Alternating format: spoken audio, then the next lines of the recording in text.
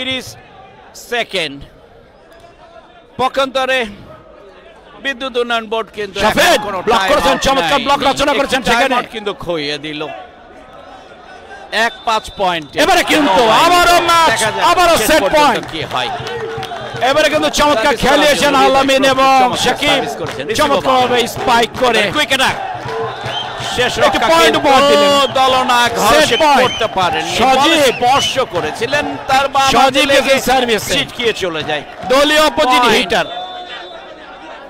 দেখা যাক কি হয়। বাংলাদেশ নেভি চমৎকার সার্ভিস করেছেন, রিসিভ ভালো হয়নি। দেখা যাক আক্রমণ, ফ্রি বল পেয়েছে 5 নেভি।